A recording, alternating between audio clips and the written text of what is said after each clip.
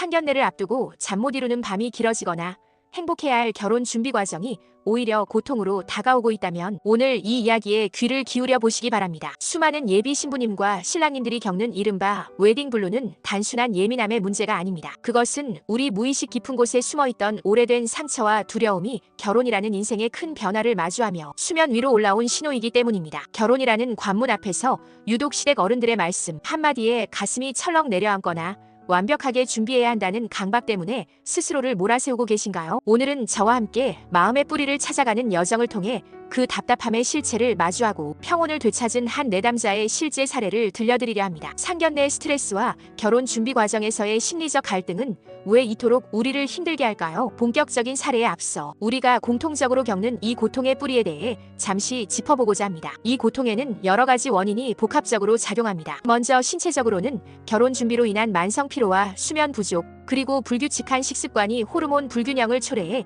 예민함을 극대화할 수 있습니다. 심리적으로는 나는 있는 그대로 사랑받을 자격이 없다는 낮은 자기 가치감이나 타인의 기대에 부응해야만 안전하다고 느끼는 완벽주의 성향이 원인이 되기도 합니다. 이는 대개 비판적이거나 통제적인 부모 밑에서 성장하며 형성된 타인 지향적 자아에서 비롯됩니다. 여기에 양가 가문의 결합이라는 중압감과 새로운 역할, 변화에 대한 막연한 두려움 같은 사회 환경적 요인이 더해지면서 우리의 마음은 한계에 다다르게 됩니다. 보통 이런 경우 충분한 휴식을 취하거나 왜곡된 생각을 교정하는 인지적 노력을 기울이기도 합니다. 하지만 이성적으로는 알아도 마음이 뜻대로 움직이지 않을 때는 최면이나 감정, 자유기법을 통해 무의식 속 감정의 뿌리를 다루는 방식이 큰 도움이 됩니다. 이제 30대의 유능한 회사원이었던 지민님의 여정을 통해 이 복잡한 마음의 탈해가 어떻게 풀려나갔는지 살펴보겠습니다. 겉으로는 당차고 완벽해 보였던 지민님은 결혼을 석 달 앞두고 저를 찾아왔습니다. 당시 그녀의 안색은 몹시 파리했습니다. 상견례 날짜가 잡힌 뒤부터 극심한 불안감이 시작되었고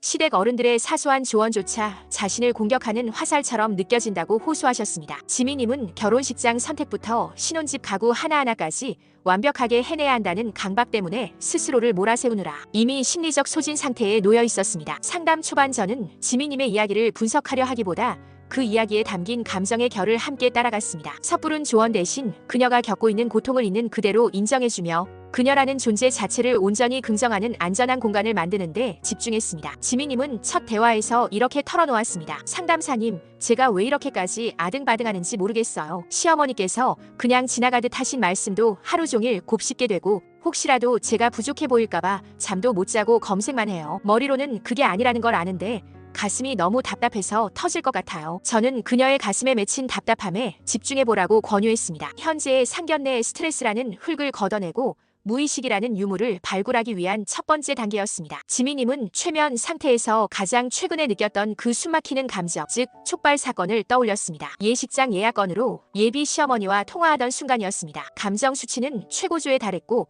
명치가 꽉 막힌 듯한 신체 반응이 나타났습니다. 이 감정을 해소하며 더 깊은 기억을 따라가자 초등학교 입학식 날의 기억이 떠올랐습니다. 아빠가 입학 선물로 사주신 예쁜 옷을 입고 강당에 앉아있던 8살의 지민님이 보였습니다. 그날 지민님은 전교생을 대표해 교감 선생님께 꽃다발을 전달했습니다. 그런데 주변 어른들이 교장이 아니라 교감한테 주내라고 툭 던진 한마디가 어린 지민님의 가슴에 깊이 박혔습니다. 예쁜 옷을 입고 주인공이 된 것 같아 기뻤던 마음은 순식간에 수치심으로 변했습니다. 내가 아무리 노력해도 최고가 아니면 등급이 낮은 사람이 되는구나라는 아픈 오해가 시작된 지점이었습니다. 하지만 이것이 끝이 아니었습니다. 우리는 더 깊은 뿌리를 향해 나아갔습니다. 지민님의 무의식은 마침내 4살 무렵의 어느 오후로 우리를 데려갔습니다. 그곳에서 발견한 것은 지민님 본인의 상처만이 아니었습니다. 당시 원가족과 시댁 사이에서 억압된 불안감과 공포를 겪고 있던 어머니의 감정이 어린 지민님에게 그대로 투사되고 있었습니다. 어머니는 항상 주위의 눈치를 살피며 한치의 실수도 허용하지 않으려 애쓰고 계셨고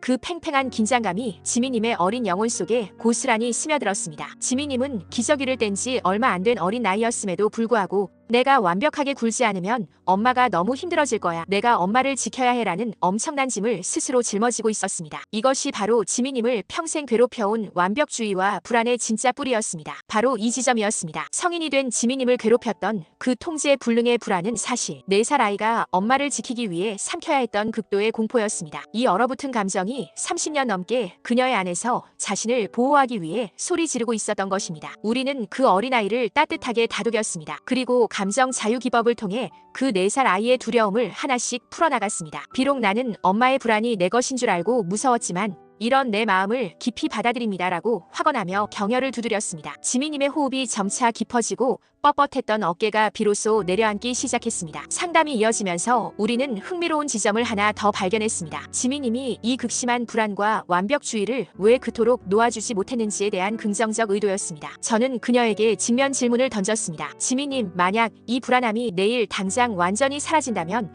어떤 안 좋은 점이 있을까요? 지미님은 한참을 망설이다가 눈물을 흘리며 답했습니다. 불안하지 않으면 제가 나태해질 것 같아요. 제가 긴장을 늦추는 순간 상견례도 망치고 결혼 생활도 엉망이 될 것만 같아요. 이 불안함이 저를 채찍질해서 지금까지 이만큼 살게 해준 것 같아요. 그녀의 내면에는 천사라는 이름을 가진 한 파트가 있었습니다. 그 파트는 너무 해맑으면 살기 힘들어. 그래서 늘 경계하며 살아야 해라고 속삭이며 지미님을 쉼없이 몰아붙이고 있었습니다. 불안은 지미님을 고통스럽게 하려는 것이 아니라 그녀를 안전하게 지키기 위한 그 파트의 최선이었던 것입니다. 우리는 이 파트의 노고를 진심으로 인정해 주었습니다. 그리고 이제는 파괴적인 방식이 아닌 평온하고 당당한 방식으로도 지미님을 도울 수 있음을 설득했습니다. 회기를 거듭하며 지미님은 스스로 마음을 돌보는 법을 익혀갔습니다. 일상에서 스트레스가 올라올 때마다 배운 대로 감정을 다독였고 법륜 스님의 강연을 시청하며 상황을 지혜롭게 바라보는 연습을 병행했습니다. 알려주신 대로 마음 받치기를 해보니 시어머니의 말씀에 휘둘리지 않고 제 중심을 잡는 게 조금씩 수월해졌어요 라고 말하는 그녀의 표정은 첫날과는 비교할 수 없이 밝아져 있었습니다. 마지막 상담에서 우리는 미래의 장면을 점검했습니다. 한 달 뒤에 있을 실제 상견례 자리와 결혼식 당일의 모습을 상상해보게 했습니다. 예전 같으면 심장이 터질 듯 조여왔을 그 장면에서 지미님은 놀랍도록 평온한 표정을 지었습니다. 상담사님, 이상해요. 시어머니께서 어떤 말씀을 하셔도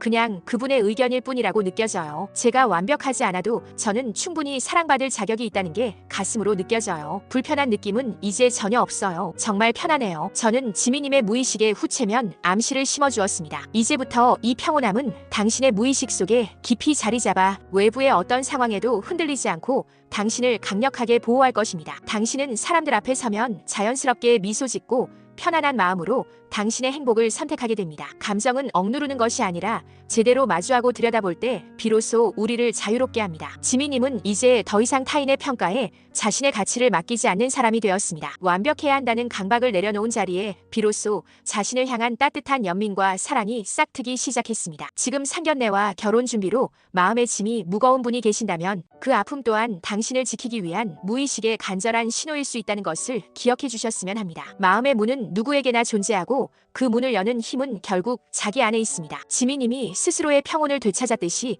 당신의 여정 또한 평화로운 시작이 될 수 있기를 진심으로 응원합니다. 결혼이라는 새로운 여정의 시작이 고통이 아닌 축제가 될 수 있도록 이제 당신의 마음을 돌보는 일부터 시작해보시는 건 어떨까요? 당신은 이미 충분히 애써왔고 이제는 평화로워질 자격이 있습니다.